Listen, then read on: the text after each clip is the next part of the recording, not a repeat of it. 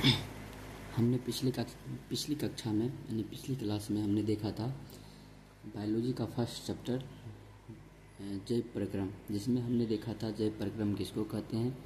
उसमें ही उसके अंतर्गत पोषण भी देखा था, पोषण की परिभाषा भी बताए थे।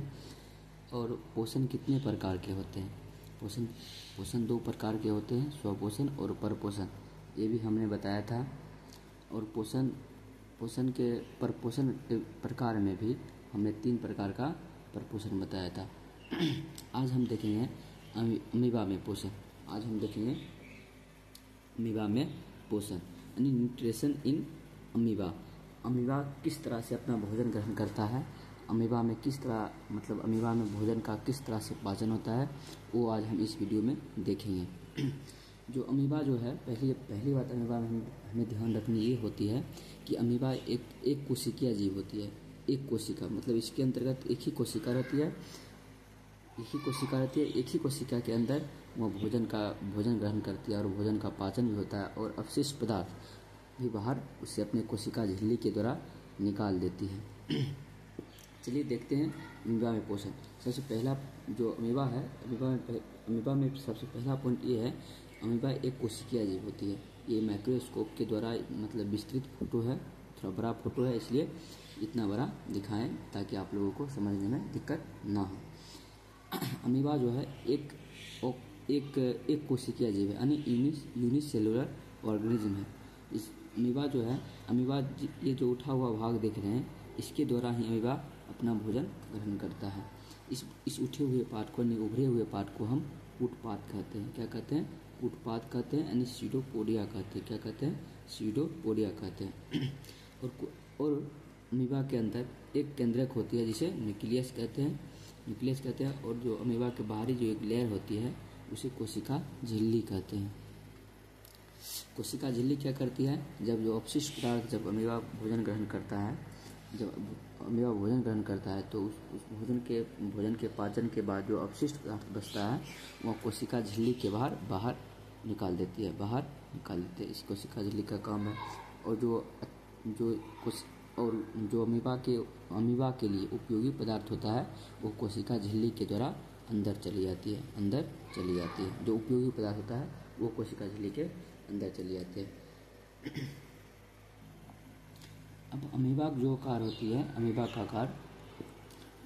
आकार निश्चित नहीं होती है और निश्चित होती है। जैसे ये अमीबा है, किसी भी आकार का हम बना सकते हैं। ये अमीबा है, अमीबा किसी भी आकार का हो सकता है, इसलिए अमीबा जो है आकार और निश्चित है। ये क्या है? अमीबा है। क्या है? अमीबा।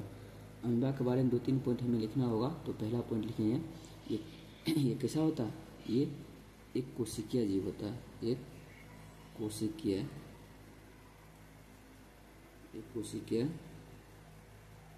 जीव होता है। एक कोशिकीय जीव होता है। एक कोशिकीय जीव होता है।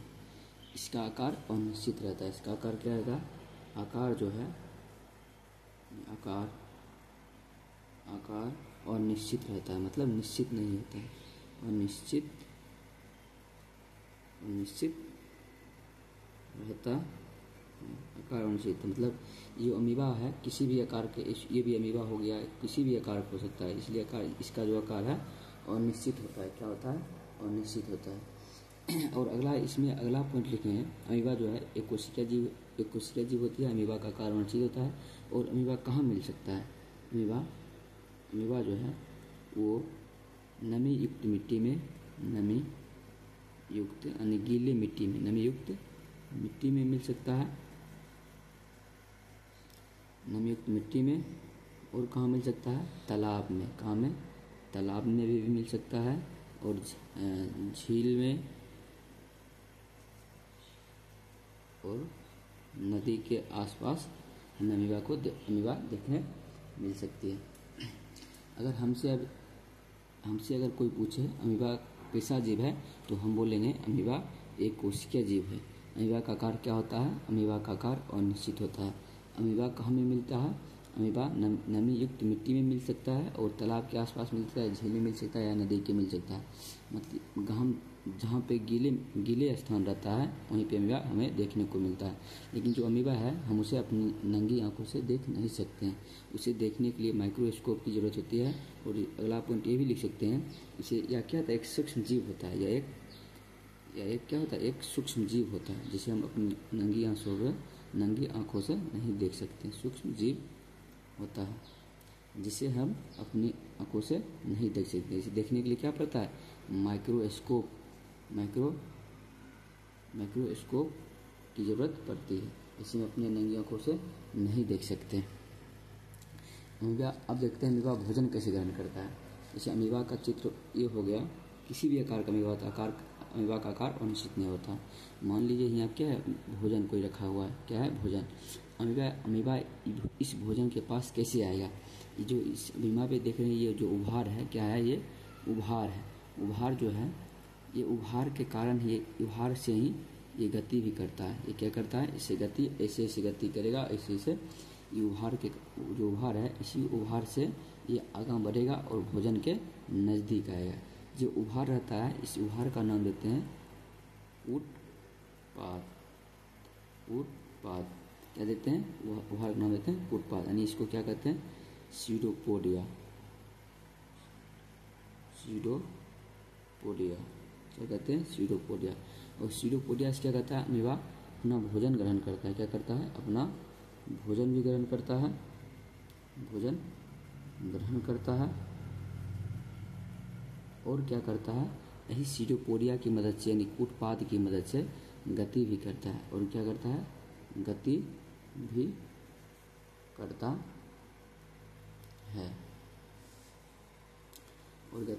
करता है। इससे सीडोपोडिया की मदद से ये गति भी करता है। तो ये जैसे इसके पास जो भोजन, इसके नज़दीक का भोजन है, ये क्या करेगा, यानी जो उत्पाद है, इस उत्पाद की सहायता से इसके नज़दीक पहुंचेगा। जैसे ये अमीबा है, ये जो भोजन है इसके पास क्या पहुंचा, नज़दीक पहुंचा। क्या पहुंचा, नज़दीक पहुंचा। और नज़दीक पहुंचने के बाद ये जो इसका उत्पाद है, ये उसको क्या करेगा, बढ़ाएगा। क्या करेगा, इसको आगे बढ़ाएगा और इसे चारों ओर से घेर लेगा। जैसे अमीबा है, भोजन को क्या करेगा, अपने अंदर लाएगा और इसे उत्पाद को बढ़ाएगा और इसे भोजन क्या करेगा, अपने अंदर ले लेगा। क्या करेगा, अपने अंदर भोजन ले लिया। जब अपने अंदर भोजन ले लेता है तब यह एक खाद्यधानी होता है। क्या होता है, खाद्यधानी होता है, जिसमें भोजन का जो भोजन अमीबा ग्रहण किया है उत्पाद के द्वारा, ये खाद्यधानी में भोजन जाता है। और खाद्यधानी में एंजाइम, जो अमीबा के पास एंजाइम रहता है, वो एंजाइम छोड़ता है भोजन के ऊपर, और भोजन का डाइजेशन हो जाता है, यानी पाचन हो जाता है। तो पाचन के बाद अवशोषण भी हो जाता है। और जो अमीबा को जो भोजन से ऊर्जा मिलता है, उसको अपने काम में या किसी अपने कार्य में उसका उपयोग करता है। और जो अवशिष्ट पदार्थ बच जाता है, उसको जो कोशिका झिल्ली के द्वारा उसको बाहर निकाल देता है। इस तरह हम देखें कि अमीबा में क्या होता है, भोजन का पाचन, भोजन ग्रहण भी करता है, और भोजन ग्रहण करने के बाद भोजन का पाचन भी होता है, और पाचन के बाद इसका अवशोषण भी होता है। जो न्यूट्रिएंट जितना भी पोषक तत्व रहता है, वो कोशिका अपने कार्य में या अपनी वृद्धि में उसका उपयोग कर लेता है। और उसके बाद भोजन पचने के बाद जो अवशिष्ट पदार्थ होता है, वो कोशिका झिल्ली के बाहर उसको निष्कासित कर देता है। इस प्रकार अमीबा जो है क्या क्या कर सकता है, अमीबा जो है भोजन का पाचन भी करता है, भोजन का अवशोषण भी करता है, और भोजन के पाचन के बाद उसके अंदर जितने भी अपशिष्ट पदार्थ होते हैं, वो कोशिका झिल्ली के द्वारा वो बाहर निकाल देते हैं। आपसे ये बोर्ड एग्जाम में क्वेश्चन इस प्रकार पूछेगा कि अमीबा एक कोशिकीय जीव होती है कि बहुकोशिकीय जीव होती है। तो आप बोलेंगे अमीबा एक कोशिकीय जीव होती है। क्या होती है, अमीबा एक कोशिकीय जीव होती है। और आपसे क्वेश्चन पूछेगा बोर्ड एग्जाम में, अमीबा का आकार निश्चित होता है कि अनिश्चित होता है। तो आप कहिएगा अमीबा का आकार निश्चित नहीं होता है, यानी अनिश्चित होता है। यह कहाँ पाई जाती है, नमी युक्त मिट्टी में पाई जाती है, तालाब में पाई जाती है, झील में पाई जाती है, और नदी के आसपास पाई जाती है। अमीबा क्या है, एक सूक्ष्म जीव है। क्या है, सूक्ष्म जीव, जिसे हम अपनी नंगी आंखों से नहीं देख सकते। इसे देखने के लिए किसका आवश्यकता पड़ता है, माइक्रोस्कोप की आवश्यकता पड़ता है। एक क्वेश्चन यह भी पूछ सकता है, अमीबा अपना भोजन किसके द्वारा ग्रहण करता है। अमीबा अपना भोजन जो है उत्पाद के द्वारा ग्रहण करता है। किसके द्वारा ग्रहण करता है? उत्पाद के द्वारा ग्रहण करता है। इसे हम इंग्लिश में स्यूडोपोडिया कहते हैं। क्या कहते हैं? स्यूडोपोडिया कहते हैं। और अगला क्वेश्चन ऐसे भी पूछ सकता है कि अमीबा किसकी सहायता से मतलब भोजन के पास गति करके जाता है? इसका भी आंसर क्या होगा? उत्पाद होगा।